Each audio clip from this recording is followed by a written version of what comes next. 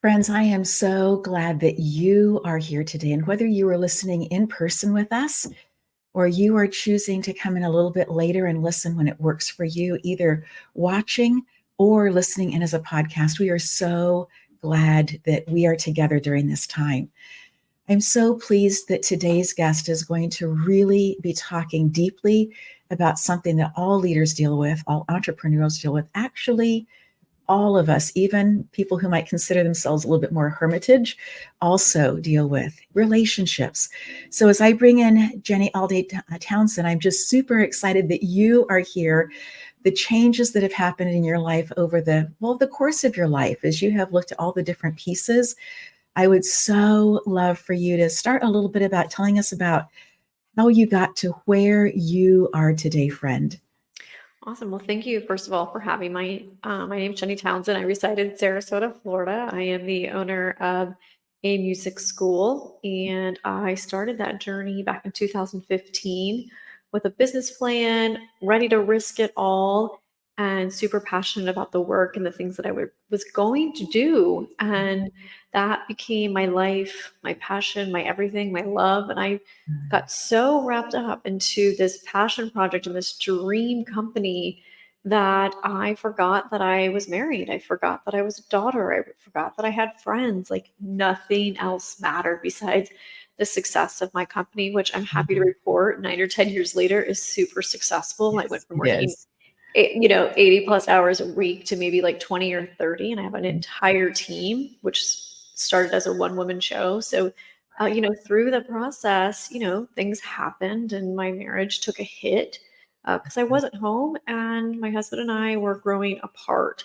And so here we just celebrated 11 years this past weekend, so which is super, super exciting. So it's been a journey and it's a journey that I'm wanting to share with other people to provide clarity and to give hope. When I was going through this, I lost faith at one point and I just became so negative and so upset and so filled with anger.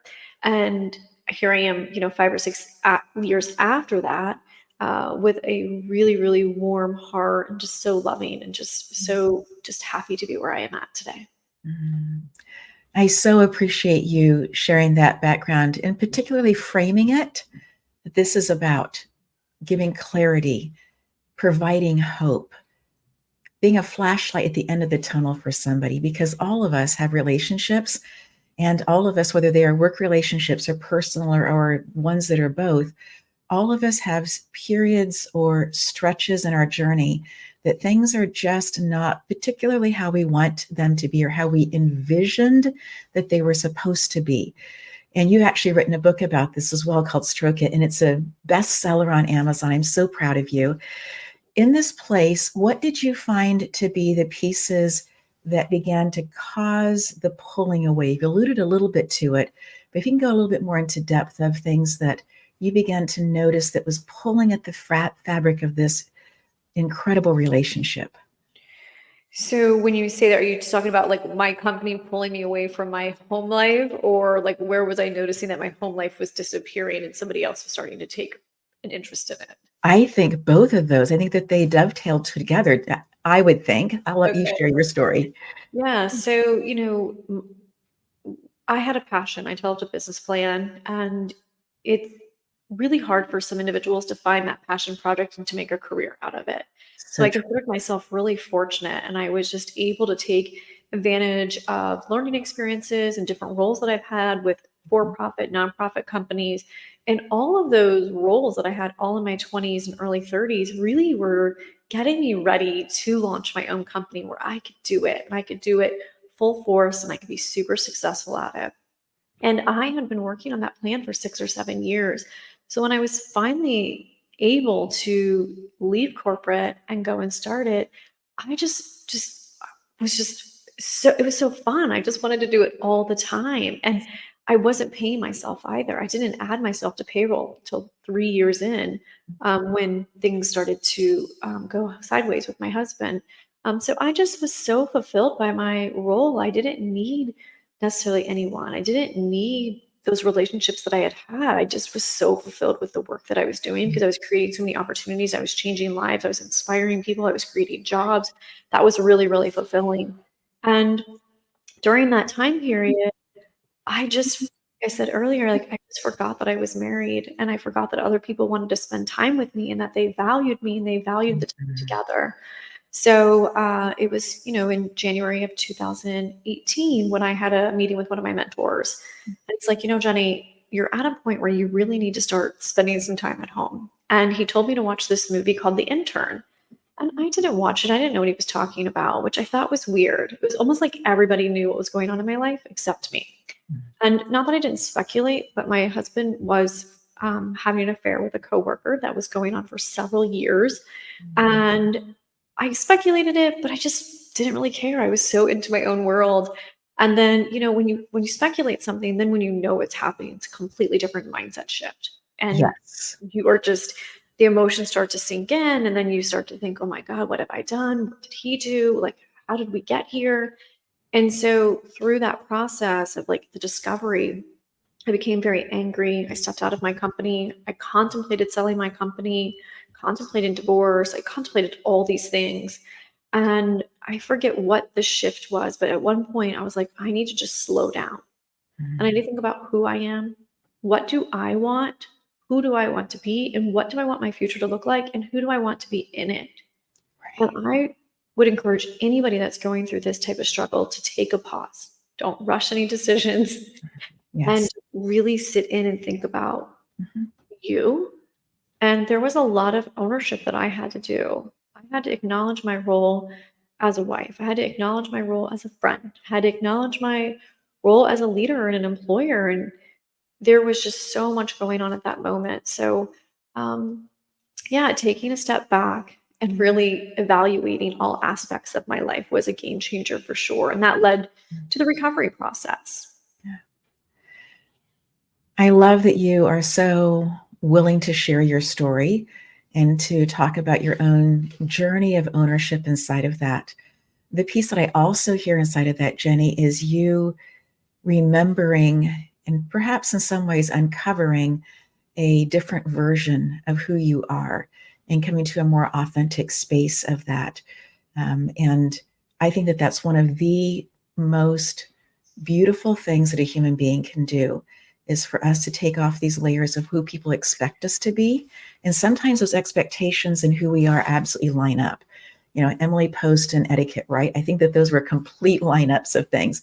And yet, for some people, we do such a great job as children of making other people happy that we don't really do a good job of listening into our own skill set and finding out what drives us forward. And then as we become adults, to figure out how do we best show up in the world with the gifts and the talents that we have. And just because you're gifted at something doesn't mean that you enjoy doing it. So again, teasing that part of it out and then coming to a place of saying, okay, this is where I am. This is who I am. This is what brings me joy. This is what I do that brings other people joy. And in this place of leadership in my own life, I'm starting at square one. I'm going to make some decisions going forward. So, in those, what were some of the tools that you began to really press into as you began to re engage? Spending time with your friends, spending time with people who wanted to be enjoying your company, spending time with your husband. What were some of the tools that you used to stay present and to not have the business come with you? Yeah, so a couple of things. First and foremost, when it first happened and I discovered what was really happening, I called my parents and I called my father. And my father said, don't let the anger take over. My parents struggled with the same thing. My mom had an affair or two. And Mhm. so my father let that anger eat him and take over Mhm. his entire body and his life. And my father has spent 25 plus years Wow. angry at my mom, angry at other men, angry, just angry, probably angry with himself as well. So through the process, I had to look within and say, this isn't your fault. You didn't deserve this. You are hardworking. You were brought up that way. You were passionate. You were making a difference. And I had to really affirm what I was doing during this time frame this happened were all positive things. I wasn't drinking, I wasn't doing anything negative. I was really just pouring myself out to other people. I think one of the things I realized is that I needed to save some of that for the people that were pouring so much into me, like my husband. He allowed me to quit my job and funded the startup of this company. And I didn't have to worry about paying myself for 3 years. I needed to lean into that and show appreciation. I needed to lean in that and say thank you. And I didn't. I had this mentality, well, it's expected. We're husband and wife, and this is what you do. And I had to adjust those expectations of what our relationship would look like and who I was and who he was. And he had to do a lot of work as well. So, not letting the anger, really understanding the expectations. My husband and I, when we were separated, he bought me this book called The 5 Love Languages. And that was a game changer. I didn't realize his love language. I just gave love the way that I was shown love as a child. And my parents brought us up as hard workers, like you just keep moving, like no words of affirmation, no I love you, no hugs. Like, I mean, they told us they loved us, but they showed us they loved us by housing us and feeding us and like caring for us. So I had to acknowledge that. And then I had to really look at the way that he was brought up. And his parents were very affectionate individuals. His mom was a school teacher. His dad was a funeral director. So he was shown a very different kind of love. So having that opportunity to understand each other's love languages also helped with the two of us making amends and making it work. And I had to forgive myself first. Like I was never going to be able to forgive him for his actions if I didn't forgive myself.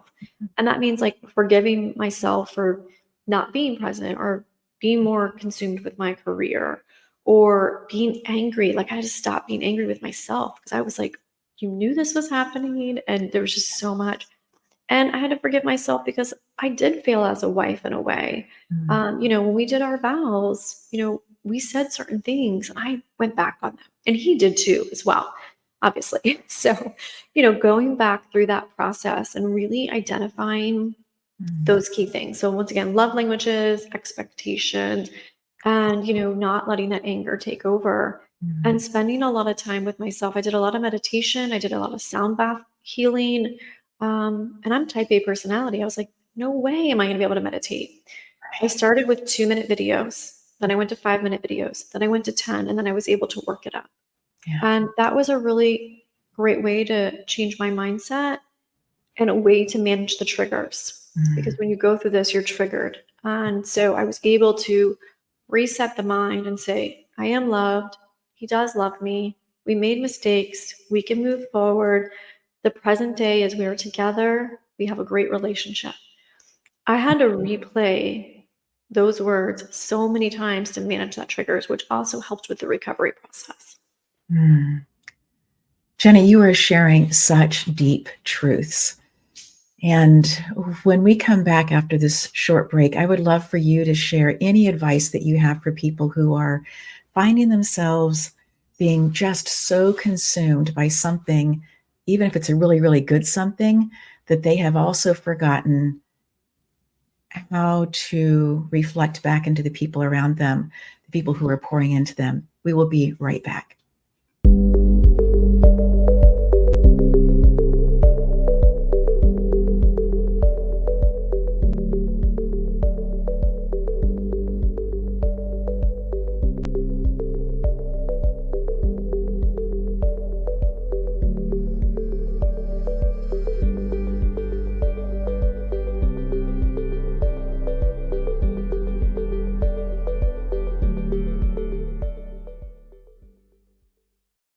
At Simply Sarah, we are so deeply grateful for the people who are supporting us, who are sponsoring, who are encouraging us along the way, who are allowing this show, Simply Sarah, to be seen in America, Canada, UK, into Europe, also in Australia, and moving into South Africa.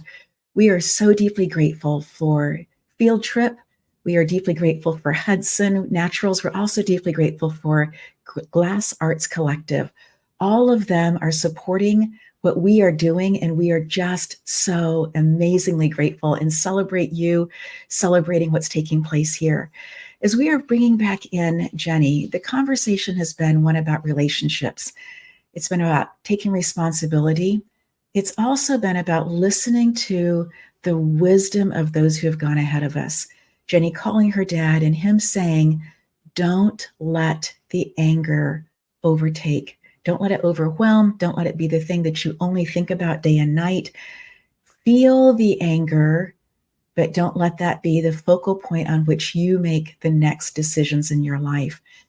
So, Jenny, if someone else is finding themselves in a similar position, and these things can happen without there being a marriage, right? There can be work relationships where fraying begins to happen in the relationships. So, what advice would you give to somebody who finds themselves in a very similar place that you found yourself? I want to acknowledge to something else that someone said to me that kind of goes right in line with your saying, is that individuals approached me. They said, if you can make it through this, you will have the best marriage and the best relationship. And it's really hard to hang on to that when you're going through such a challenging and hurtful period of time, whether you're betrayed by a friend, by your spouse, by a coworker, by a business partner. You just think that you want to escape. You never want to see this person again. But if you do the work and you lean in and you find the opportunity in this obstacle, you can find that you can have an amazing relationship with this person. And one of the things that I did was I started journaling. I had kept all these emotions stored inside of me. And I actually became very sick. I had shingles. I couldn't move my right arm. And I was going to all these different doctors, like, what is wrong with me? And I finally went to an acupuncturist, and she said, we have to heal your mind and your heart so the rest Yes. of your body can heal.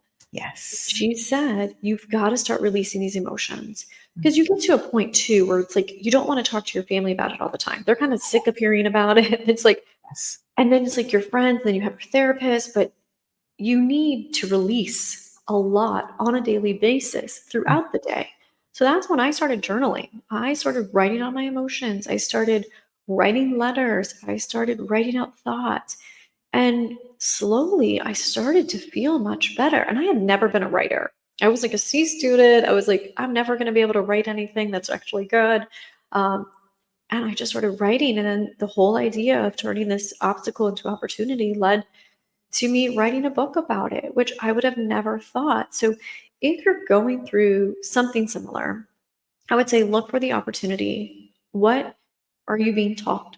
How can you overcome? Where can you go? What are the possibilities? Who can you connect with? I started connecting with a lot of other individuals that were going through similar situations. The only reason I was able to connect with those individuals is because I was talking about what was going on.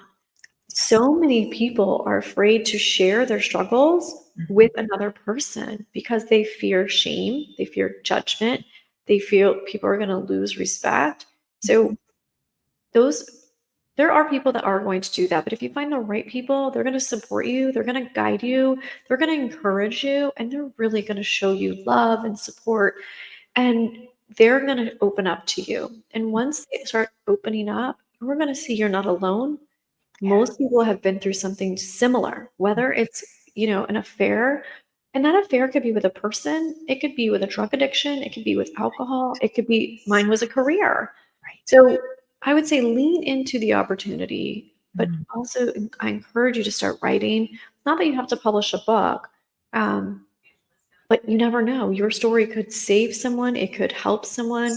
I've had people reach out and like, because you shared your story, I'm going to forgive and I'm going to make a marriage work. So I Right. would say speak to people, talk to people. We do not need to carry all this anger, weight, and the struggle. Like Mhm. people out there, like listening to shows like this and connecting with other people. Yes. Yes. Jenny, I want you to talk about forgiveness, what that means for you to you, but I also want to give you the full stage. So I'm going to step out. I'm still here, and I didn't tell you this in the green room. And I did this one time, and all of a sudden the person was like, "Oh, where'd you go?" So that's why I wanted to give you a Yeah. forewarning on that I was going to do this. But I would love for you to talk about what forgiveness means to you, but also how it plays out in your life today. Yeah. So when I had originally thought about forgiving, my husband for what had happened.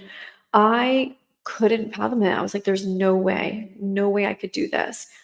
I rented a house for 2 or 3 days by myself, and I really leaned back into who I was, what I wanted, where I was gonna be going, and who I wanted to share my future with. And then I started reading back through my journal. I started listening to what people have told me in the past about forgiveness. It'll free you, it'll make you feel better, you'll feel lighter. And then I went back to that memory of my father, how he held all that anger because he wasn't willing to forgive himself or my mother. And I saw the destruction and just the pain and all of the errors that it caused family members and siblings and things like that. And I didn't want to repeat history and I didn't want to be cold. I wanted to be warm. I am a loving person. And it was unfortunate the situation happened, but at the same time, I knew I wanted to move forward. So it was the 2019 in December. I rented that house, spent some time alone once again, thinking about who I was and what I wanted. And that's when I went home and I told my husband, I want to forgive you. And it took probably 6 to 8 months of me saying, I'm going to forgive, leaning into that, working through the process again. And then I think it was like September, October. And I was like, I forgive you. And my husband didn't believe me. And I was like, no, I really do. And his words were, I want you to show that to me, meaning stop throwing this in my face, stop bringing it up. When we get the triggers, we need to reset our mindset so that we can go back to where we are in the present day.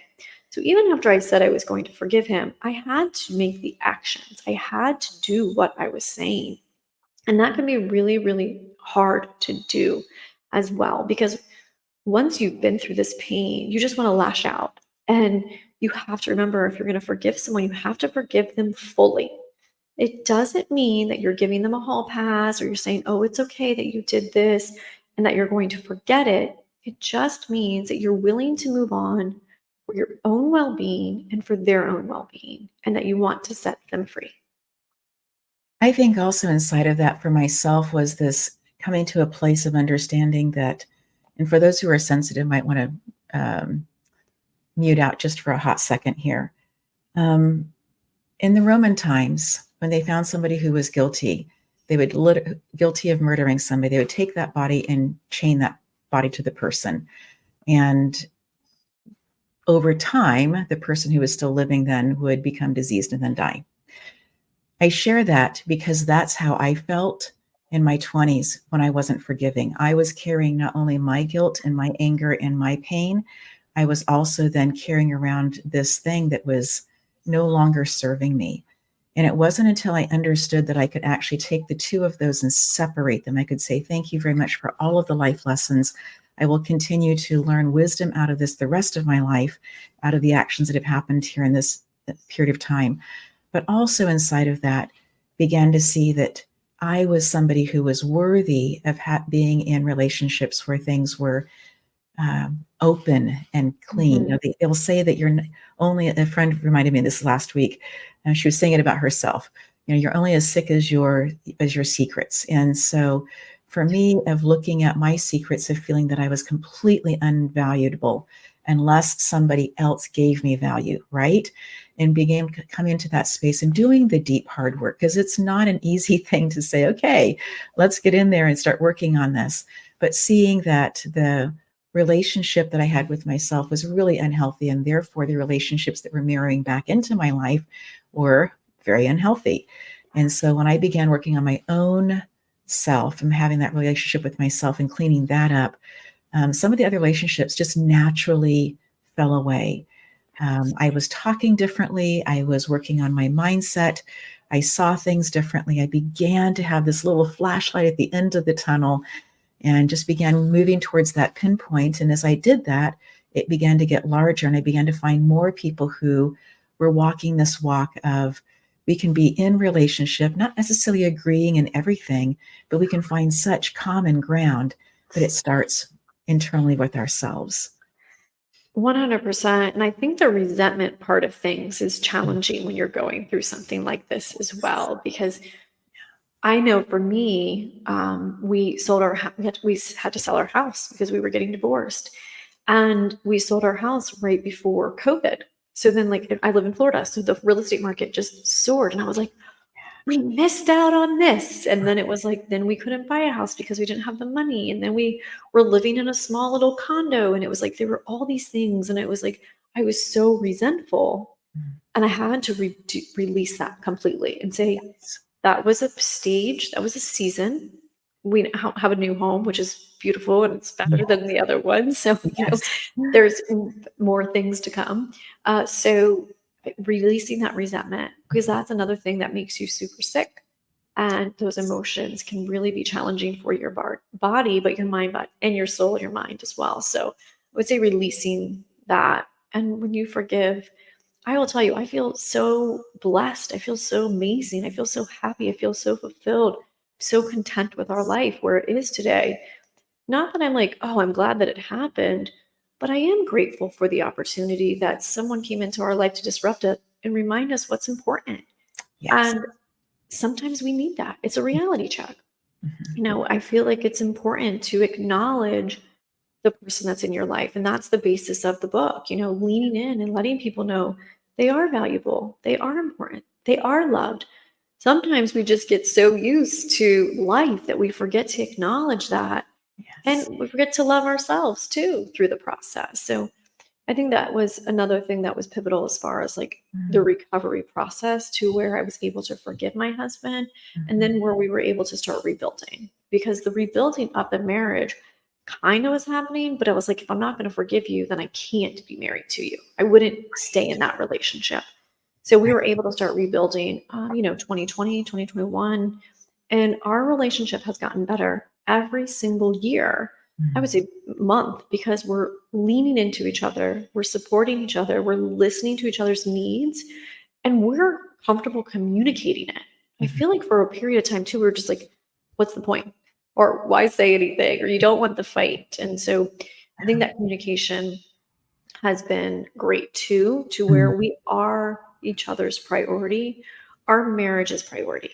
Then comes the Yes. businesses, then comes, all the other things. We don't have children. So, children I'm sure would be way up there too. But even if you have children, I would still keep your marriage a priority, because you're both a team. You're both Mhm. raising those individuals, and you need to be aligned Mhm. as well. And the better you are as a team, the better your family is going to be in the long run. It's so true. I know that in the busyness of motherhood, that it can feel like the children take priority, right? You have the bulletin board or the calendar that has all the events that are on there, and those events and who's going to take them, and all those things are super important. But those children came because of the relationship that was first.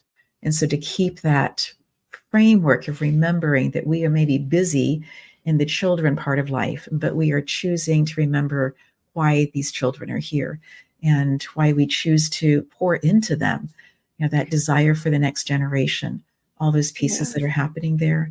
So I want to lean into that too, Yes. with remembering, because I Mhm. think it's important when you're going through these challenges that you remember who you got in bed with, whether it's in business or your spouse or your partner. Yes. If you can go back and remember those qualities Mhm. that attracted you to that person, that's going to be super, super important, because right now, if you're going through this, you're super, super angry. You can't remember those things. Right. But those memories and those qualities is why you fell in love with that person. Mm. And most likely they still have those qualities. They just lost track of it, or you lost track of it.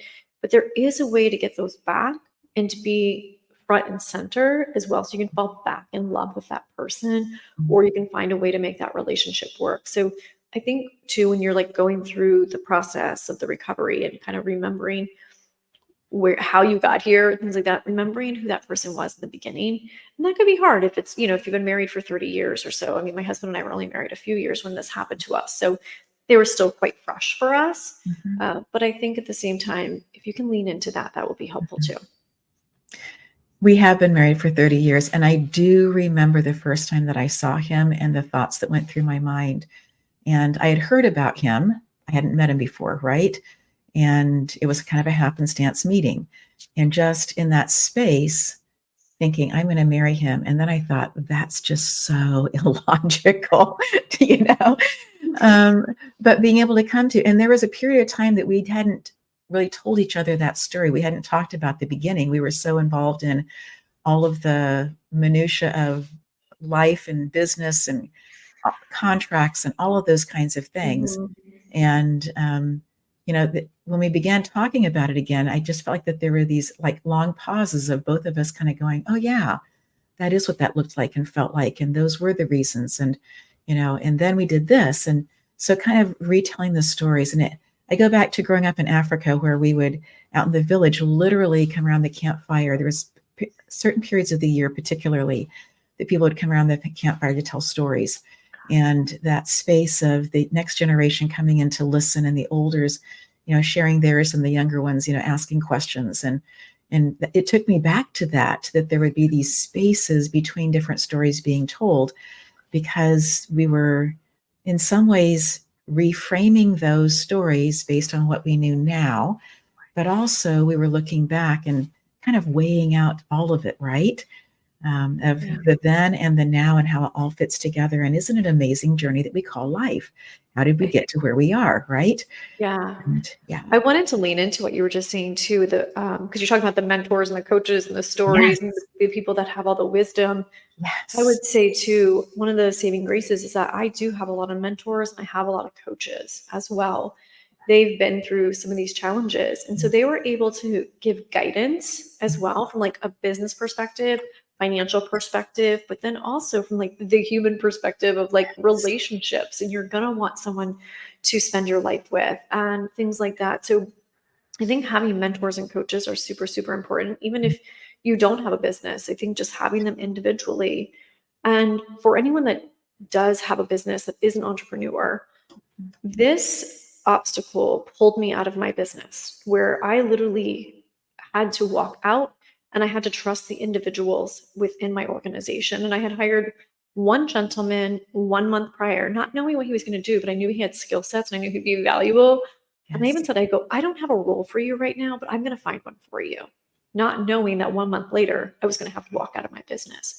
And at that point, I had to trust the individuals to run the business, do it as if I would do it, and then innovate it and keep it moving forward. That was probably our best year financially for the business, because the fact that I removed myself, they felt they empowered and they made decisions and they wanted to prove themselves and they did. So if you're struggling, like where you don't think you can have balance in your life or you can't step out of your business, do it. Find a way to step out of your business. And my mentor had me actually step out in December. And now that I think about the dates, the reason he said December is it's a 2 week month. Yes. People are going to be on holiday for 2 weeks.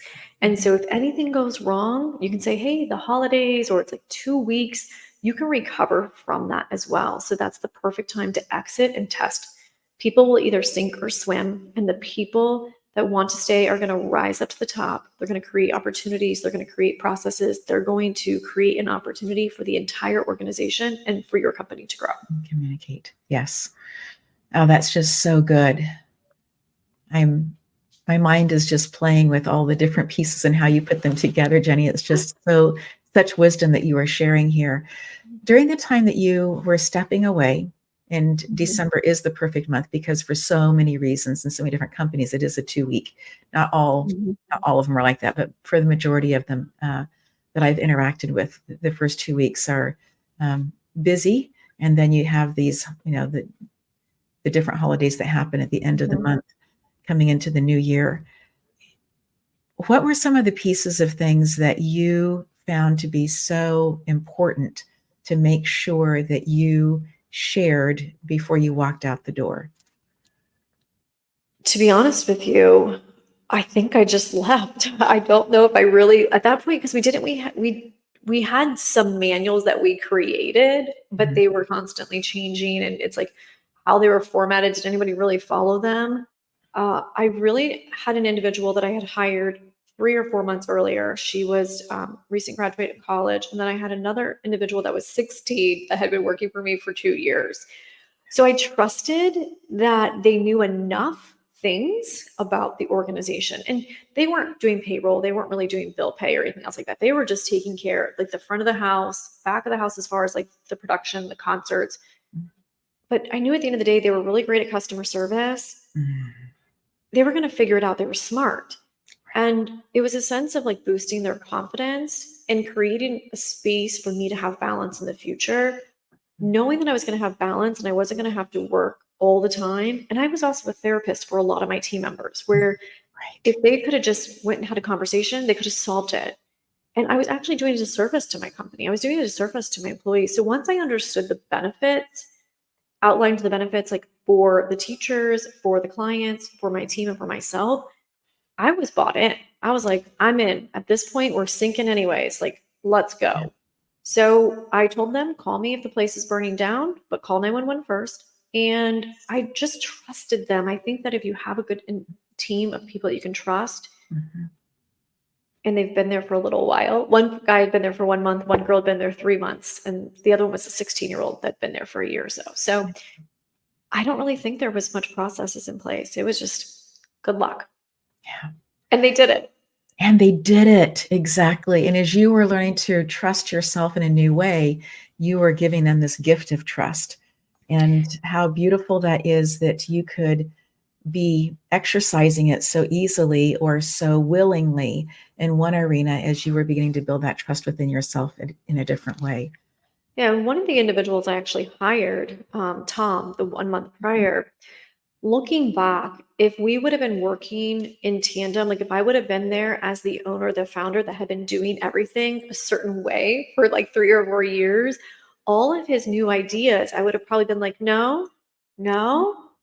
He wouldn't have been able to innovate. He wouldn't have been able to take us from old school to new school because I would have been putting the brakes on every single time he presented me with an idea. In his role, I wasn't there. He had no choice but to just move forward. Yeah. So he was super, super empowered and he had the confidence. So when I look back at it, I would have missed out on a really great team member. I would have missed out on a lot of growth. I would have missed out on so many things because if I was there, he probably would have quit because we wouldn't have been able to work so closely together. So that was another thing of trusting people and allowing them that space to be creative and kind of own their role. So I speak a lot about ownership, especially in the book, but allowing them to own their role and do it well. And they will. They really, really just have to trust, and we have to take a step back and say, we want balance. We want to have a life outside of work and lean into that. When you think about trusting, the word that comes up for me is delegating, especially in business. It can be in relationships and other places as well. A group planning to go on vacation together, it could be helpful to have some decisions about where you're going to be staying and food and some of those kinds of pieces ahead of time. If you want to have, for me, I look at it from the point of view that I want to have the most time on the adventure. And so if we take care of some of these human needs ahead of time, housing and food, water, that then we can go further on the adventure. That's my mindset when I ask this. So inside of this, then you come to a place that you are delegating, you are sharing, you are coming. So for somebody who is just holding on as tight as they possibly can to what they have been building and working on, and yet they know that is not sustainable any longer, that they have to delegate, what is one of the things that you would encourage them mindset-wise to be thinking about before they begin that process of either interviewing, or if they have the person already hired, to begin that process of delegating? Release control. Honestly, I had to release so much control over every aspect of the company and know and trust that it's going to get done. It's maybe not going to be done the way that I do it, but it actually could get done better. It could be done a different way. It could be more efficient. It could be more cost effective. So releasing control was a huge game changer. And I love delegating.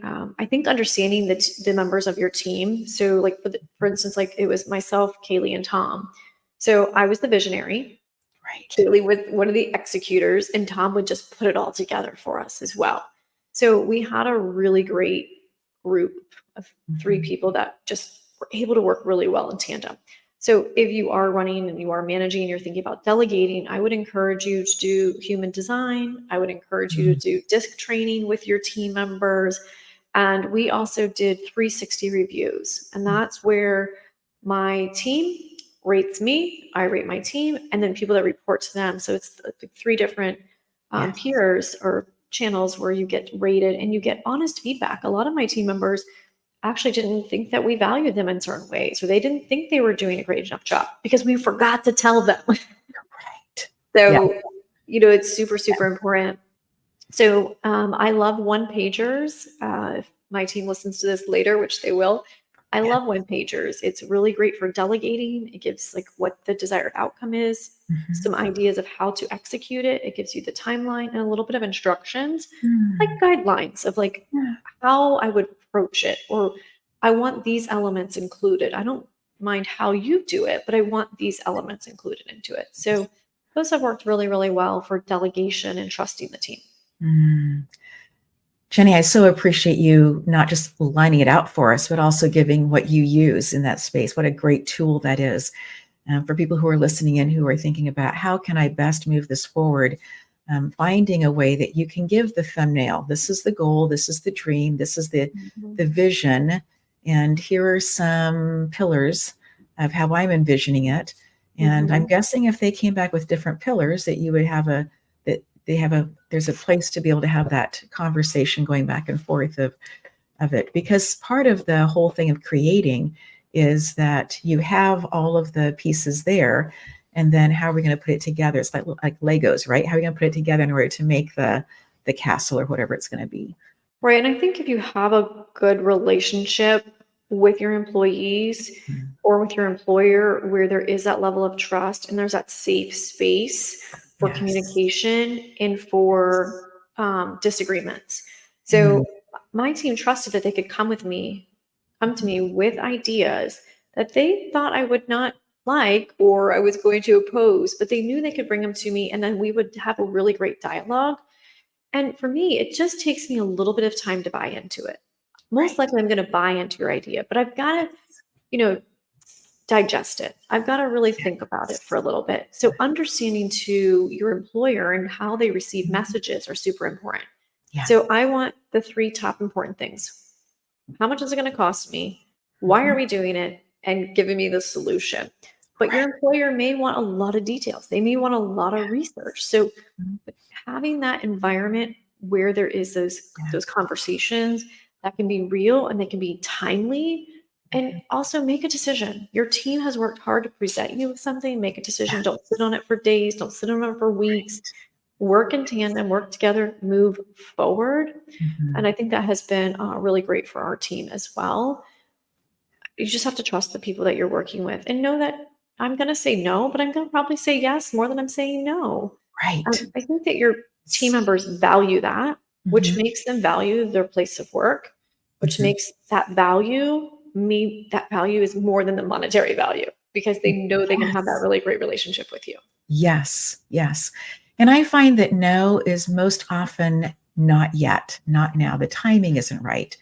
And maybe the idea would never be right, but for right now, the timing isn't right.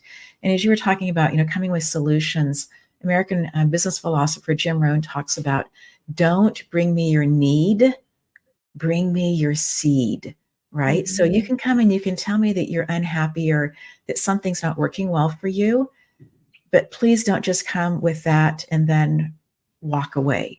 Please come with it could work better, or I might still be uncomfortable, but I'll be able to work through this better if. Those kinds of pieces can be so helpful just to open the door to the possibility of, right? In the past, I found this and it wasn't working for me, and I kept taking the energy of this negative thing home with me, and everywhere I went, it was okay. That's fine. In Mhm. the past, I am now open to the possibility of maybe some of these things might be helpful suggestions in a spirit of contribution to the Mhm. greater good. And in that space, then, you as the decision maker, what are you thinking could be a possible way? Because I don't want to do in the past again. I am Right. looking for a way for us to move forward that is beneficial to every member of the team.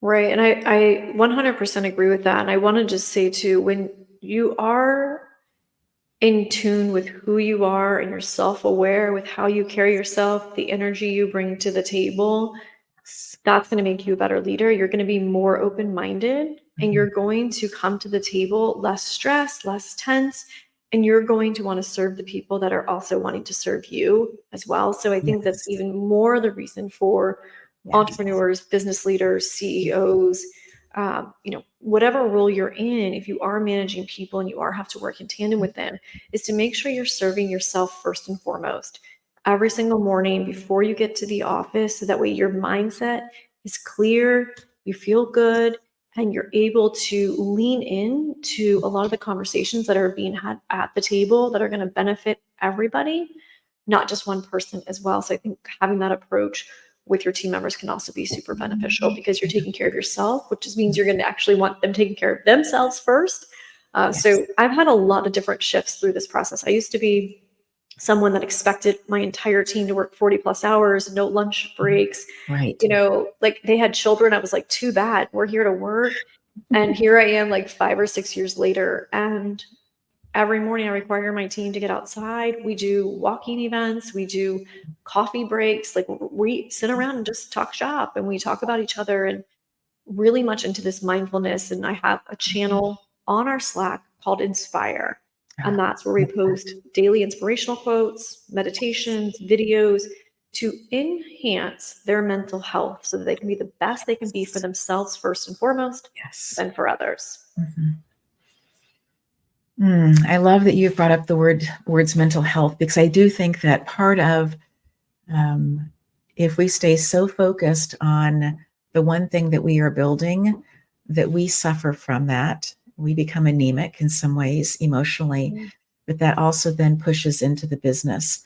And we so long to bring whatever it is into the world and give it this incredible opportunity. And it is our baby. It is our gift to the world, our expression, right?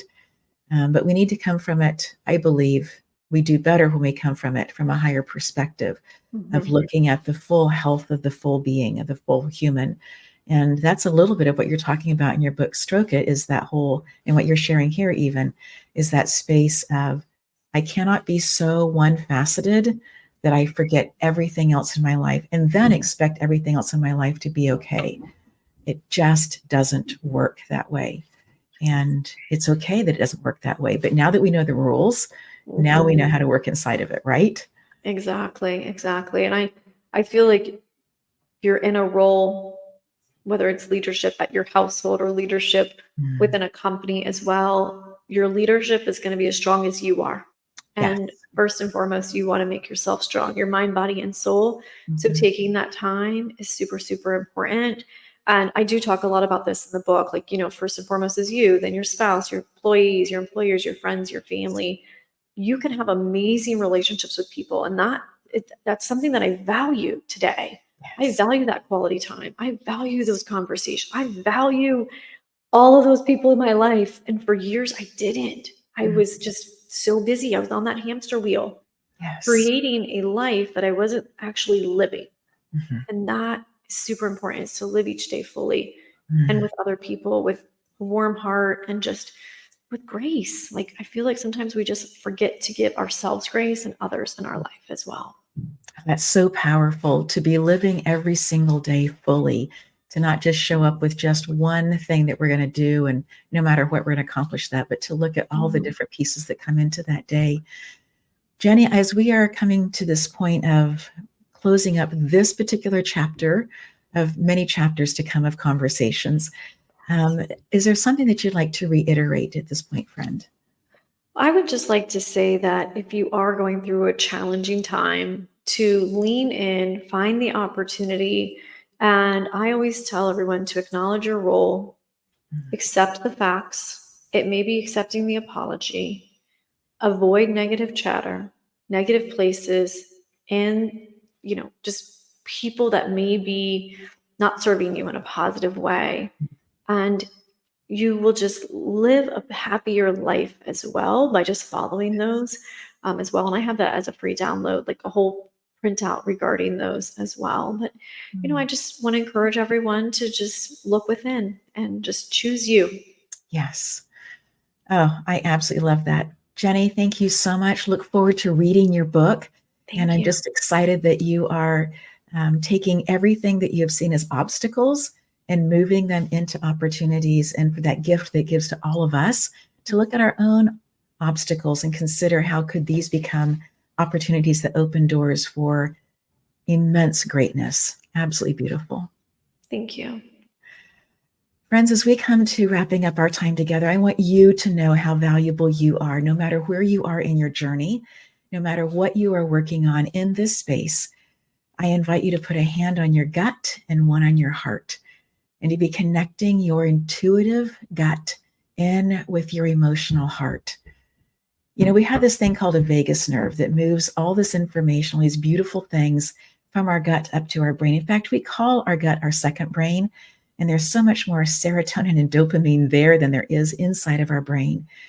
So when we take time to really breathe into that, a hand on the gut, just being aware, a hand on our heart, connecting in, and then connecting that to our thinking mind, in that space, we are truly aligning who we are.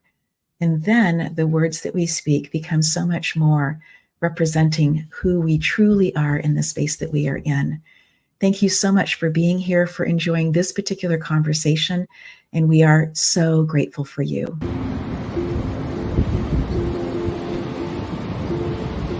Hi, I'm Michelle. I am the founder and owner of Lamano Art.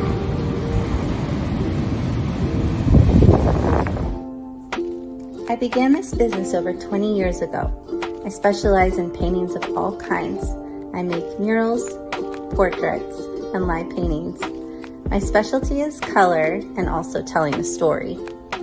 Some of the work that Lamano Art does are calligraphy pieces, wedding invitations, sign work, and sculptures like fairy doors. I'm open to working with anyone on any idea. Please feel free to contact me at your convenience, and I look so forward to talking to you. Thank you.